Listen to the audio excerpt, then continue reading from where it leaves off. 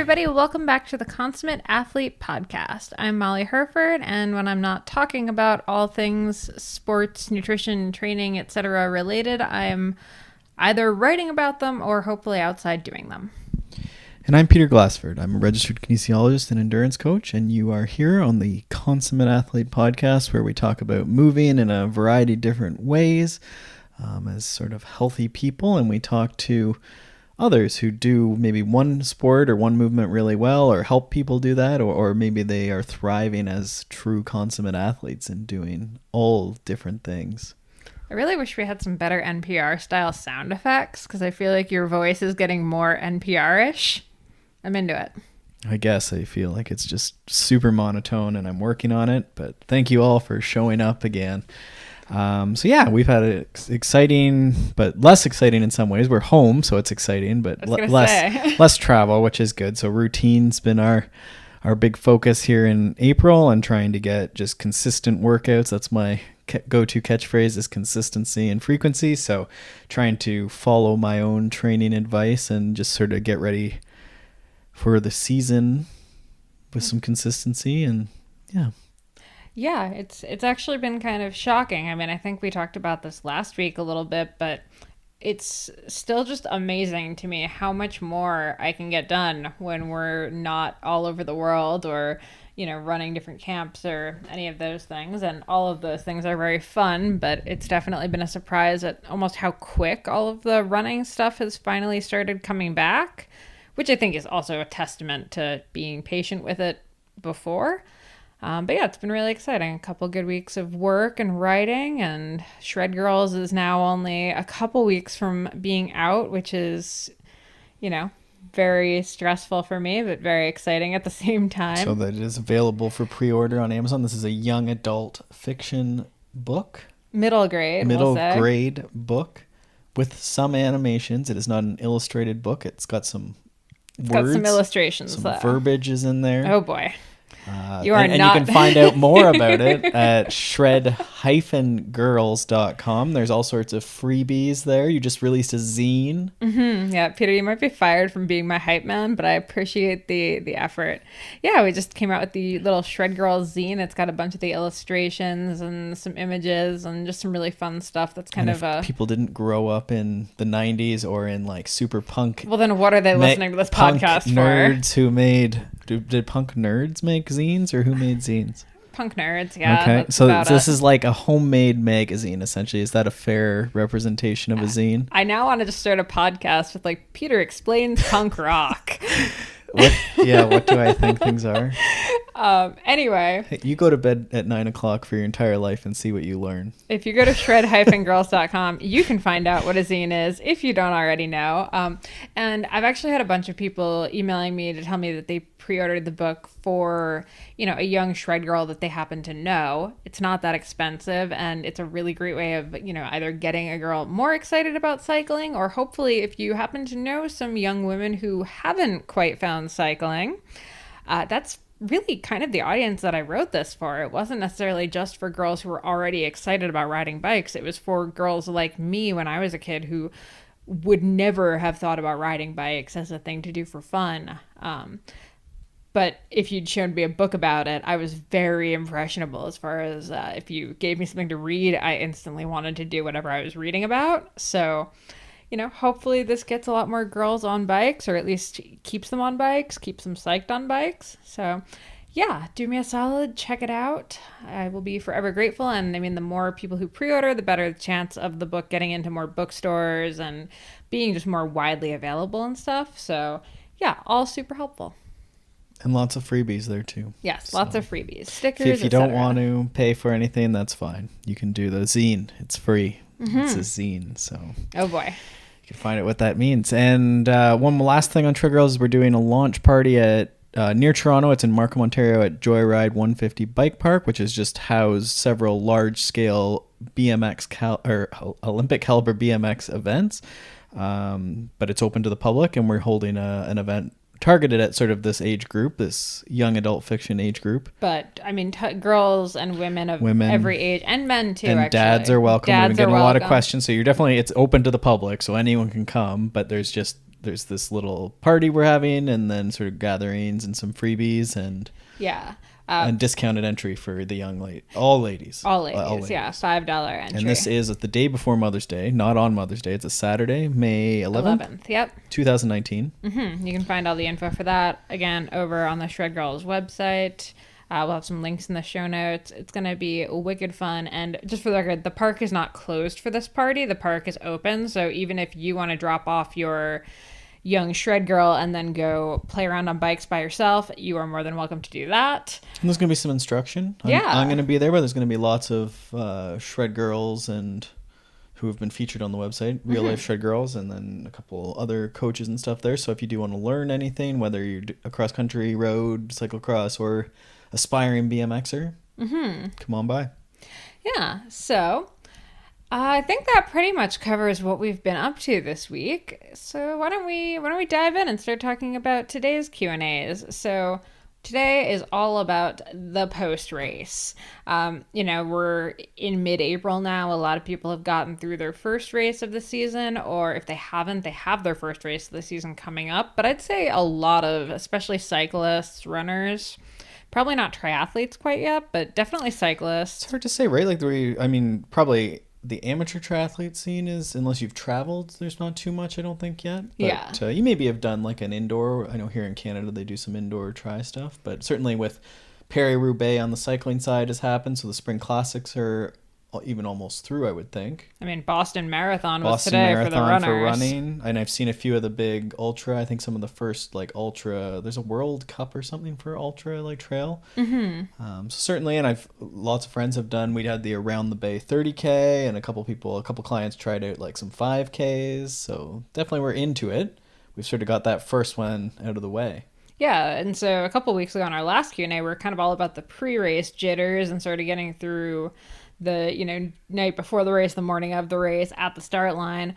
But what about crossing the finish line? Because I mean, that's where we kind of make or break ourselves as athletes. Like, yes, the race itself is over, but I think how we act and what we do post race really speaks to who we are and how we are as athletes, and if we're gonna stay in the sport. I mean, I think both of us can say, in our years of racing, there were a lot of people who maybe didn't have a great post-race, probably more on the emotional side of things, and those people are no longer racing, whereas there might be some people who are finishing behind those guys, but still finished a post-race with a really good attitude and a really good routine around it, and they're still in it. Yeah, it's tricky, right? Because you don't want to say, it's just bike racing or it's just running. Like, why are you taking it so serious? Because like it is serious sometimes, right? Like you do want to do good. You have serious goals. You maybe put money and time and all this into it, but there's sort of this odd balance, right? And it reminds me of that conversations we've been having in several different episodes now around the why and why are you doing it? And as I always say, it's nebulous for everyone, right? Like, why are you running? Why do you bother racing? Why do we run? It makes no sense, right? Like, it's certainly financially, it makes no sense for most of us. Heck, even at the pro level, it barely makes sense. Which in is a lot of cases. 100%, right? And you're seeing, I think you see that for sure. Like, they're just coming to terms with that and trying to figure that out. So I was actually really surprised, honestly. I was doing some research for a running article I'm working on that involved me scrolling through Instagram a lot. And as I was typing into some of these like big name runners with 500,000 followers and stuff, I'd read, runner, Olympic qualifier, like biologist. I'm like, oh, right. Even it's not just cycling that has no money in it. Most endurance sports do not have a lot of money in it, even at the highest level. Yeah, it's tough.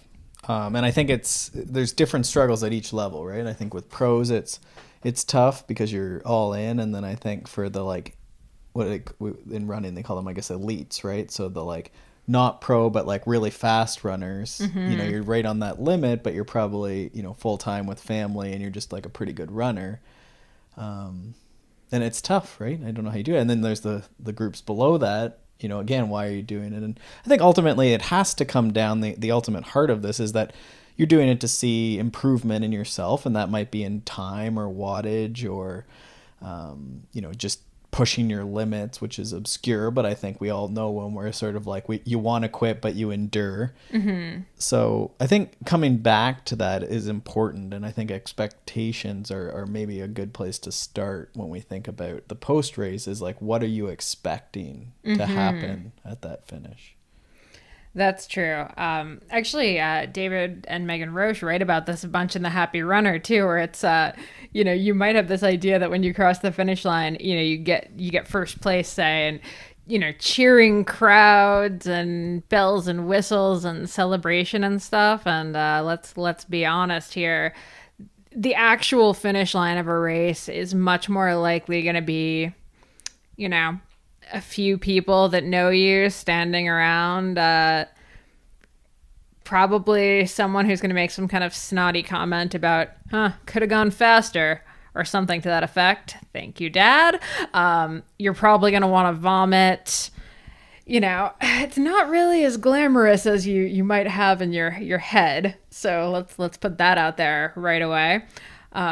And people are going to forget it 5 minutes later. You might not, but other people are. So if you're expecting, I think, like the fame and fortune and people to be super excited and impressed, it's probably not going to happen. And that's probably not a great reason or expectation to have. Yeah, I mean, there's probably, you could group two people into two bins, right? There's the very intrinsically or like you could say training oriented people, which I would group myself in. Like I've always really struggled with the discipline, and especially that race week, to like sit still and recover and not go on adventures, especially when we're like in Europe and we're sitting in a hotel room looking at these mountains and like all these big adventures we could have, because we're going to then ride around in circles on probably the worst trails in the area.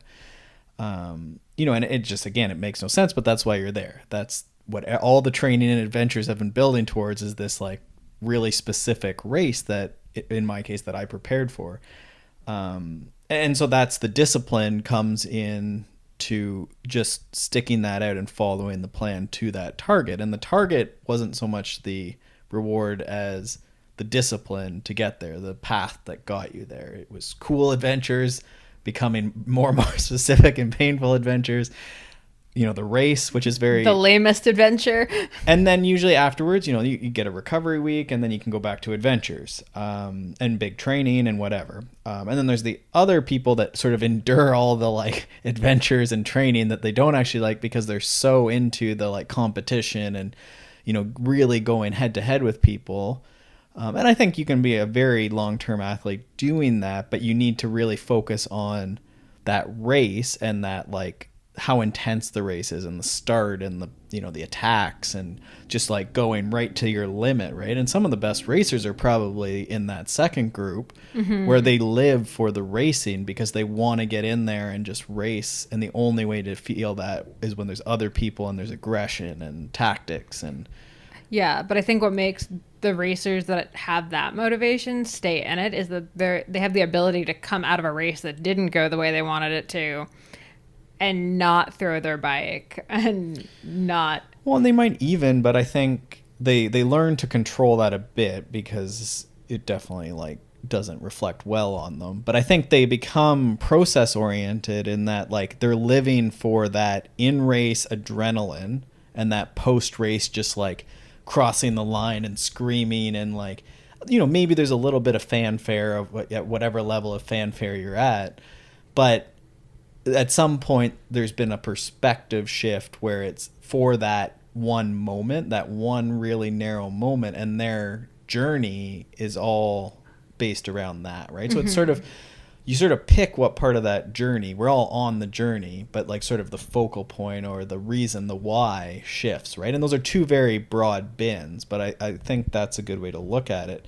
And I think then if we then pull out then from those two bins, we look at, okay, we're post-race, like what were we expecting? That's how we came into this. And I think in both cases, like your expectation is that you execute on those goals, right? Like those, what you're trying to get out of that race, and how did you do? So now when you're talking to a client about a race and you're trying to set up the expectation for the race, Which side do you tend to err on? Because I mean, at some point, we all have a secret where we want to finish, whether we're, setting all of these process oriented goals and, saying like, oh, I want to get my nutrition dialed during this race, or I want to finish, maybe faster than I did last year. We all kind of have some kind of at least secret where we want to finish in the race. How do you help clients set realistic expectations around that? And do you tend to go higher or lower, or does it depend on the client? Well, it's interesting. So I think we've referenced the Happy Runner episode with David Roche so far, and then I'll also reference the one we had Ellen Noble on, and I think she actually phrased it really well, like those outcome goals, so the results-based goals. I want to be first place. I want to be on the podium. Should define if it's the big wide angle podium or the 3-person podium, so third or fifth. Shout out to our podcast network. Wide angle podium, which I didn't actually know. I didn't know what that meant until well after we had started down that, but that's an aside. So Ellen had said she has done races before. She has some races in the bank. She has repeated this multiple times, and there's some sort of basis for expectation on where she should finish in a given race, right? Given the level of the race or whatever, right? So maybe local race she would expect to be going for the win. Maybe she gets nipped at the line, but she would expect to be in the thing, right? National level, probably not much different. And then World Cups, right? Like it's becoming much more complicated, much more difficult. So say top 10, I'm putting words into Ellen's mouth, but you can see how you could take this on your own races, right? Like the weekly race, maybe you're competitive. If this is like a UCI level, like crit race or whatever you're into, maybe you have to be a little more careful about how you set those outcome goals. But you could still have process goals at any level, no matter how good you are or how experienced you are. There's still the key stuff that makes those things happen. So we just got through first races here. There's a lot of people with bikes that were not ready to race, bolt checks too close to the start line and bolts breaking. On the start line? Well, chains breaking on the start line happened. Which does happen. I mean, there's chains break at all levels. Bolts break at all levels. Pan Am's, Spencer. Yeah, and so that stuff happens, right? Bad shift. There's user error. There's also just stuff breaks at some point. We didn't know the bolts were worn, right? But certainly in first races of the year, we have to be really careful that winter and last season stuff hasn't just sat there. And so our bike maintenance, right? This applies at all levels. Have you done all the stuff that would be expected of someone who was going to win a bicycle race? They're not showing up with a janky bike. In the same way I certainly don't always look put together, but I think there's something to looking put together and not having, all disheveled number plates or how you've pinned your things. Again, show up like you would, if you expect to get a job as a lawyer or something. Don't show up in your bike kit for a job at the law firm, by the way. But you want to dress the part, I think, and I think there is something to that. I think it can be taken too far. I don't think you have to be elitist with it, but in what you have look put together. And side note, 2 weeks ago in that Q&A, we talk in extreme detail about that stuff. And get super in depth about that. So go back and check out that episode if you missed it. Talk about which? Clothing and being at the line and all that stuff and bike prep. Yeah. And then I'm trying to think wrap this up here. So expectations. So we're doing all the things that would make those expectations valid. And I think often when we haven't met our expectations, there's something in that week of preparation or in our own physical preparation, our training, or lifestyle in the months to years ahead of that event that have not made that expectation valid. It's a jump to think. So what the mistakes I would see is an obvious, you're coming back from an injury or you haven't been training consistently and you say you're going to win the first race of the season. That's you got to start putting them back in the bank, right? I haven't raced in a long time, so I'm hoping to race maybe this weekend on Saturday if the weather holds out. Just as sort of a training race to put one in the bank so that when we get to our provincial races, I'll have one in the bank and then have a little bit more idea sort of where I'm at. But at that first race, I really just want to get in and just, bike's working, body's worked really hard. Doesn't really matter where I end up.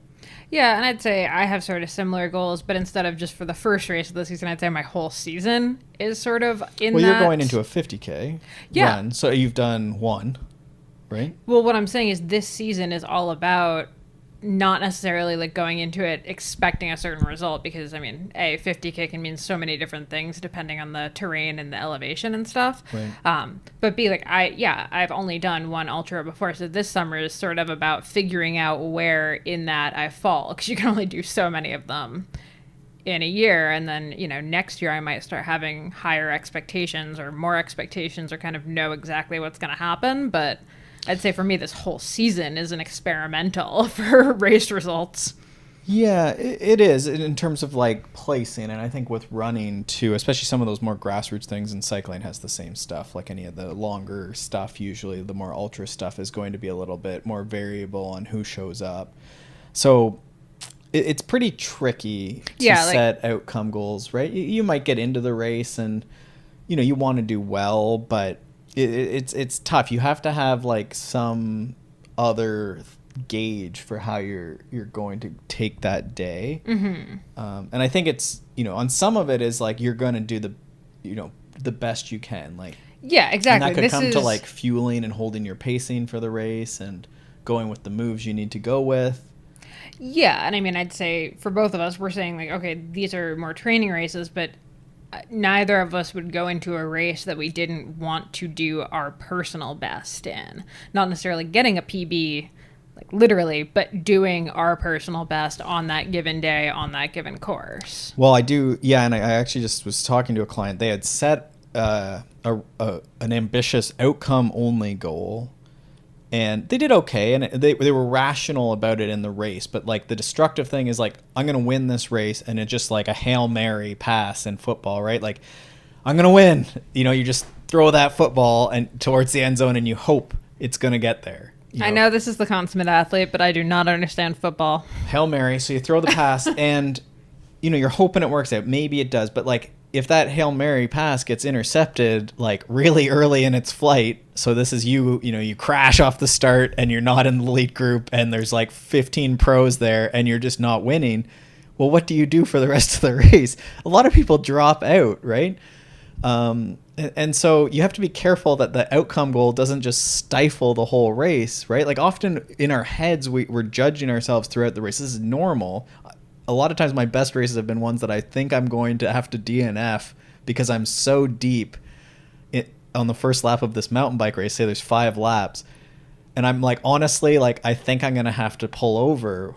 And then you sort of just recover and keep going. And I've learned over the years that for me, that's actually like, I need to be close to that. And then usually I can like rebound and come back. And that's specific to me. I'm a very conservative pacer, I think, is the problem. But where were we going? This Hail Mary pass, and we got to be careful the goals don't get intercepted. Yes. Okay. So more practically, so you've crossed the finish line. From a totally physical recovery perspective, because this is about post race. The first thing that we've both kind of come to terms with is being prepared to cross the finish line starts before you start the race. So a lot of people cross the finish line and like I said, they're cross-eyed, they're kind of nauseous, a little disoriented. If it's like this early season, it's probably going to be a little cold when you cross the finish line. The odds of a hot race yet, still pretty low.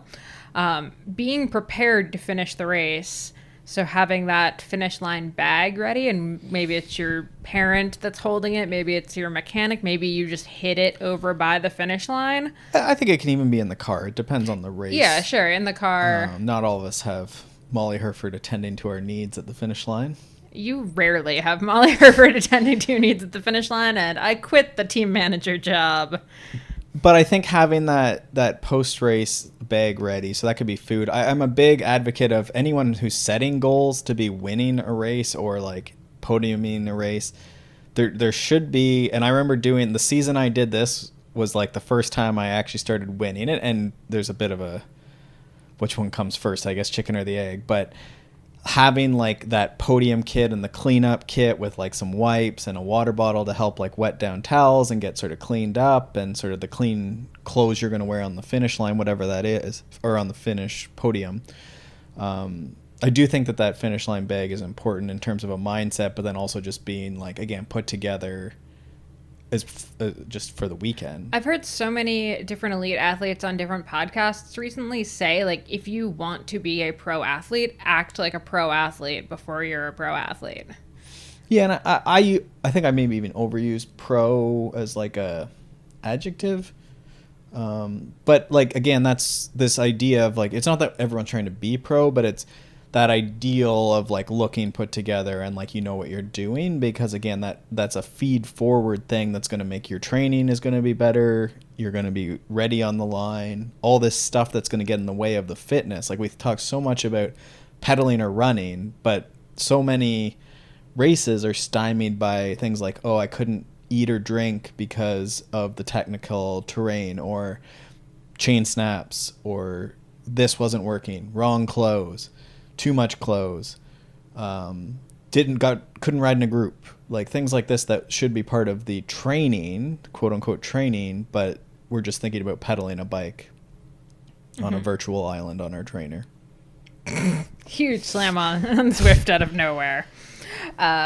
Okay, so anyway, though, back to the physical thing. What would you put in, we're going to call it the podium bag, but this is just like your easy access, whether it's in the car or with someone that's going to be at the line for you. What do you have in it? I have 2 bottles usually. Like, one is just going to be straight water. The other is going to be some kind of recovery drink type thing. I'd probably have a sweatshirt in there, almost regardless of the temperature, and probably a clean shirt in there, again, regardless of the temperature. Those would be sort of my big staples, and a towel. Yeah, I think the towel is nice. Like something like I used to do like face towels in a baggie with water. Mm-hmm. And that's really nice, especially like if it's super hot out, if that can be like cold. And sometimes I'll put that like in my feed bag if it's in a cooler, so in the Ziploc, and then you can pull that out. That's definitely nice. And like a jacket, if your jacket's relevant. And again, maybe your podium stuff if you need that. I don't stress as hard about the like smoothie or post-race drink, but like having that in the car at least, so that you're not waiting so long. And if you're so famous that you're going to be like held at the line, then it's nice, but I've never stressed on. But I'm going to say you don't stress on it because you do it, though. You don't stress on it because you know to eat something after your race. A lot of people are really bad, myself, are really bad for not eating something after a race. I think you want it prepared for sure, to have something. And to have anything really. Yeah, to have it right there, I think is just really, really helpful. And I think we go too crazy, but that's a valid point. Like if you're someone who just, I've, drove all the way home and I didn't eat for hours and hours. You start talking to people. Like if you're super extroverted and you finish the race and you want to go chat with people and all of that, it's so much better if you can very quickly just grab, your bottle with your bit of whey protein in it or whatever you need for your post race. I just think it's really helpful to get that in quick. You see, I know Haley Smith is always posting, like she has like her Tupperware of food, and it's, like sweet potatoes and stuff. And I know Ellen does the same thing. Oh, the amount of times I've interviewed, I think Stephen Hyde and I basically did a Food Network special every time I interviewed him for Flow Bikes last season. Yeah, so I mean, it's open to whatever you do, but I think do the thing that you would ideally do, and thinking through that, and that'll get refined, right? Like what you include in that will get refined, and it'll change depending on the race and the time of year. But thinking through that post race, I think, is a great concept. And I think to the point of food, like I know we can all argue the recovery window and all of that, but I think if you're gonna think like a racer and having a good post race recovery, I do think it is kind of important to make sure you're getting in that 20 grams of protein pretty quickly. Whatever it is you need to do. I think it just sets you up to look at your race kind of more positively. It's sort of one of the things you can count as a win.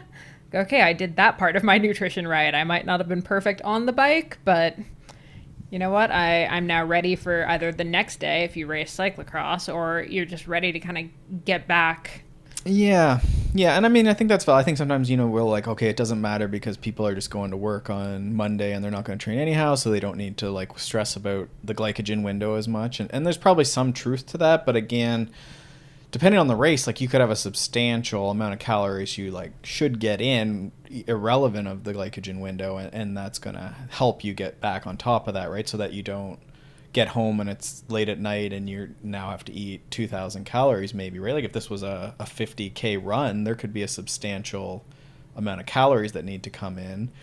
And then that's like, does that result in like a Monday binge, or just you're like completely wrecked, and then does that turn into Tuesday when you should be back training even lightly, maybe some light sort of coordination stuff on a Tuesday. Maybe you're not ready, right? Even if you're, a quote unquote, you're not an elite athlete, so you don't need to hit the glycogen window. So I think that's a roundabout way of saying like, yeah, like again, that quote unquote pro sort of just act like you're going to train again soon and it matters. Yeah. I think is great. Yeah. And then night, so immediately after too, as far as emotions go, when you cross the line, emotions are probably going to be running high for better or for worse. I think, there's just nothing less attractive than someone who freaks out post-race. It's not fair to the people that are there to support you. It's not fair to your family, who really doesn't care if you won or not. They're just happy and out there to support you. So even if the race didn't go the way you wanted it to, I'm just going to put it kind of like the blunt way, suck it up. Like, put on a happy face. Yeah, because I mean, it doesn't really matter for most of us, right? And I mean, I think I've had ones that I've been upset at myself for not executing well or making a mistake or something. But yeah, it is just bike racing, and it's like you can come back and try it again. And I think the important thing is that when you come across the line, you thank people, like, honestly, it sounds corny, but like the event organizer's probably there, and if they see you come across the line and be reasonable, like that's a good reflection on you, and you congratulate the other people around you. Usually, like, I don't know, some of those are my fondest memories, are the like, hugs and like slaps, high fives and stuff as we cross the line. And often I am not on the winning side of that. I am not very good at winning, but I'm very good at being there to be second and third, right? There's certainly like a fake it till you make it thing too, right? If you come across the line, even if you're not feeling great, if you can smile and hug people and stuff, I think you pretty quickly turn it around and end up not feeling as bad about it. And I mean, I think my favorite memory is when Pete DeSera won nationals a couple years ago, and Raf came in behind him after like completely eating it, and he was covered head to toe in like black ashy dirt. Yeah. And just stuck out his tongue and gave Pete like the biggest hug. Well, and if we go back again to where we started this thing, is what is your why? So are you the person who's there for the like, head-to-head battle, like super like aggressive, or are you the person who's finishing the like training mission, tapered down, executed the race? So the person who executed the race, I mean, if you're crossing the line as Raf did, like 30 seconds behind, it's fairly good execution of your training. Like, that's why I've never been that stressed, because it really, like, I guess it would have made my career better if I won more, but you're pretty much there, right? And then if you're the person who wanted an aggressive race, like I would classify Raf Gagne as this type of person. He lives for that aggression, like in race. It was a pretty aggressive race, right? And I think as he's gotten older, he's probably gotten more reasonable with that, but it was a great race, and he screwed up and late in the race, and that happens when you take risks and you're at your limit, right? You're cross-eyed. So for him, it's, even though he's focused and aggressive on the outcome, the second it's over, it's sort of over, right? And you're moving. Yeah. What's next? Exactly. Exactly. He probably should go and practice some dusty turns or something, whatever left-hander turns. Yeah, it was that little descent at the end. Yeah, I'm trying to think. There was a good quote our national coach had, and it was based around Catherine Pendrell's slid out on a left-hand gravel corner, and he sort of had circled it back. I'm not even going to bother trying to quote it, but there's somewhere in the training there just wasn't enough left-hand gravel corners, right? And his thing is like, everyone's pretty good at something, and you can sort of even better than maybe even a champion like Catherine Pendrell, you might be really good at left-hand gravel corners, right? And we all have those things, and then we're working on adding things that we're world-class at. But I think that the important bit is that post-race should then turn into the next mission, the next adventures, right? And speaking of that, so night after, you get home, hopefully you have a good meal, you clean up. If you're a bike racer, if you're a runner, get out of your shorts. Yeah. Just putting that out there. It is the hill that I am willing to die on. The amount of people that hang out in their shorts after a race is just ridiculous. Stop it. Well, and I think we can tie that back to that looking pro at the race, but then also just comfortable, right? And yes, you may be the person who doesn't get saddle sores, but we want to try and mitigate any of that stuff. You want to make me comfortable for my sake. Well, from a hygiene perspective, so that you don't get sick or you don't get a saddle sore that, again, come Tuesday, you're going to be able to train again effectively, right? Yeah. And so that is important. But then, so you're driving home, or are we at home? So we're home. I think there is a good reason to sit down and, if it is a race, actually any race, honestly. We've talked about this before, I think. And I mean, we've talked about it ad nauseum offline, but writing a quick little journal entry type thing after a race, whether you're writing it to a coach or you're just keeping it for yourself, writing down your thoughts. And this is maybe your chance to actually get some of the sadness or disgruntlement about the race out, but also the good stuff. Look at what went well, what went wrong, what you can do next time. That night is a really good chance to reflect on that. You've had a few hours, so you're a little more rational than when you first finished. You can get a lot of good thoughts down, that you can come back to, or a coach will be really happy to have. Yeah, a lot of my clients do a good job of this. I think, we can do a good job of this a lot of days of the week in our training, and again, making the training and the testing days more like race days, so that the race days don't have quite as much emphasis, because again, we should have done our left-hand gravel corners or, a really hard hill in training so that we knew. But after racing, again, that's our ultimate test. So yeah, just like, what was good? What are you world class at? And then what are one or two things that need to be included in the next bunch of weeks of training, right, before the next kick at the can? Yeah, and I think the other thing I actually want to encourage people to do is then a few days later, write another journal thing about the race, not looking at the one that you already wrote. But once you've kind of had a few days of separation, write it down and then look back and see what you wrote like earlier in the week. I think it's a really interesting exercise, because I think with a bit of distance, you get a totally different perspective on the race.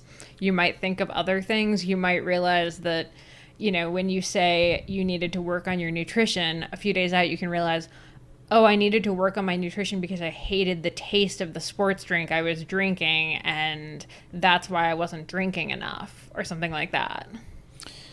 Yeah, that could certainly be useful, and I think maybe also alludes or takes us towards a concept of like looking at even, the last race of the season, or that big A race, that big like Ironman we're building towards. It's all part of, again, a bigger, we use cliche journey, cliche adventure, but it's all sort of just part of this like personal improvement, this personal journey. And so I think it's all just little bits of information along the way that you're taking, right? So it's just sort of stepping stones. And I think thinking about, like you're saying, journaling on that, or logging comments about that, or however you record this information, can be quite helpful, right? Mm-hmm. Exactly. And then the last thing I kind of want to touch on quickly is just resetting for the season. So whether it's a good race or a bad race. I know it's really tempting. I'll say I've done this. Race didn't go the way I wanted it to. Okay, what's in my area? What's a race I can sign up for next week so I can get another go at this race? This is like the classic retest. Yeah. My test didn't go well. I'm going to try again tomorrow. Yeah. Or the race didn't go well. I'm done for the season. I'm just... Yeah, you quit. I quit, my expectations completely tank, even, for whatever... Yeah, for the next race or any of that. So how do you... I guess let's start with bad race, because I think the difference is going to be kind of big here. Because I think the good race, though, is also weird, because you can end up... You had your good podium, whatever, celebrate. And then you can kind of almost derail yourself because you're pretty proud and, yes, I'm now an amazing bike racer. I have done this many, many times. Well, you can get inflated for sure. And so How I ended up a Cat 1 mountain biker. you have to be careful for sure, because like different races will be harder, right? And sometimes you just have an amazing day, but that doesn't mean the next one won't be hard. But I think this is what I was alluding to too. Like, you want to be careful that you're looking at things in the grander picture, and then also that you're not deviating from the plan, right? Like, I'm a stickler, and clients will tell you this. Like, I hate late additions to the plan, like races added or taken away. It just sets up like those expectations. Like, if we weren't expecting to race, but now we're racing, now there's new expectations, but the training wasn't based on those expectations. So it's dangerous. And then the bike wasn't set up with the expectations. And then X thing happens to your bike. And then the race after that you actually had on the calendar is compromised. It's tricky, right? So you have to be, and I think this is harder and harder in this day and age when we have so much information, but you got to stay the course. And it takes time, right? You have people start, with whatever. And it's like, no, like this is a journey, right? Like when David, Molly's coach, was on, he was talking about, okay, Molly was joking about Leadville, and he's like, yeah, you can do it, but like that isn't like a this year. That is like 3 years. To which I was like, are you sure 3 and not 10? Right. And that could be fine too. In your life, you want to do Leadville 100 miler, and that's fine. Throw that out there. Not a Hail Mary. This one's just getting placed in the distance carefully. But very gently. But we want to think about just piecing this together, right? And yeah, it's just all of like, there's great examples of this if you actually look back in people's progressions, right? The people having bad seasons and good seasons and bad races, and you can actually see a lot of them if you look at like someone who had a bad race, and you can watch seasons just kind of self-destruct from one bad race, and you can trace it back to where they had a bad race and then added another race. And then added another race on top of that. And you don't get to see what happens in the training, right? But I think sometimes we abandon, we're doing this type of training or interval, and then we have a race in the middle of that, and then we abandon it maybe too soon. I think you don't want to keep doing the same thing, but you want to be careful that you don't just throw everything out and I'm doing high intensity intervals and like a different diet. I'm not, whatever type of food you're not eating. And you just want to be careful that, because it's often like, no, it was like a left-hand gravel corner. Everything else was fine. Or your bike wasn't set up. Everything else was fine. Or it was your first race start of the season. Just practice that for a couple weeks and then we'll come back. Then, you'll see where the next limiter is. And there'll always be a next limiter. Always. Yeah. Just don't let one race make you super reactionary, I think is the key. Right. Yeah, I think that's the is that what you meant by resetting for the season? Like, are you mean like race happens and then... Yeah, no, that's what I meant. Oh, okay. Like, so like changing the season, like being reactionary. Yeah, I think you definitely want to be careful, and that's... It's so tempting. Yeah, and I think this day and age, it's very hard because you see... someone does like a massive ride at a weird time in the season, and it's very easy to be like, "Phew, I need to do more," right? And I find it hard because I'm like drawn to that, and like part of my like ego and identity is so tied to like endurance and like tempo based training. But over the years, as I've gotten older, as we've gotten busier, like I've just like it's just 90 minutes to 3 hours. That's my routine. That's what works. I can come back every single day basically and do 90 minutes to 3 hours. And at the end of the week, that could be an 18-hour week if I train 6 days in that week, right? That's a solid week. That's like a pro week, but it sounds like nothing, right? Everyone else is doing 6 hours. Literally everyone listening to this right now is like, that does not sound like nothing. Yeah, but like it's not 6 hours. If I just post a 3-hour ride, no one's giving me kudos. Everybody, could you just give Peter some kudos? Oh, they'll never find me. It's true. I hope they actually start mailing us kudos bars. I don't even know what that is. Amazing. It's like a zine. Zines and kudo bars. Okay, so on that note, I think we're going to wrap up for today. Yes, I have a call I have to do, but thank you for the questions. Thanks for sharing that, Peter. We really needed your life story. It's like a what is that called? Subconscious. It's like a subconscious advertisement. Well, now that you've told everyone that. Anyway, guys, if you have any questions or topics you'd like to see addressed, people you'd like to hear interviewed, hit us up. And specifics, like what's happening with your races, and give us some situations, and we can like talk through what's going on. Yeah, find us on consummateathlete.com, or I'm at Molly J. Herford on Twitter and Instagram. Peter's at Peter Glassford. Thanks so much for joining us, and we will see you next time. Thanks so much for tuning into the Consummate Athlete podcast. You can check out my stuff over at theoutdooredit.com or by following me on Instagram and Twitter at Molly J. Herford. And you can check out Peter's coaching, training plans, blogs, all that fun stuff over at smartathlete.ca or by following him on Twitter and Instagram at Peter Glassford. And if you want to support this show and other awesome podcasts, please check out wideanglepodium.com for show info, other podcasts, bonus content, and to become a donating member so you can get all of that rad behind the scenes content and help keep shows like this on the air. And lastly, if you're enjoying this podcast and all the information that we're bringing to you every single week, do us a solid and pop into iTunes to leave us a rating and review. It takes you about 2 seconds. You can do it on your computer, you can do it on your phone, and it really helps us out. Thanks so much, and we will see you next week.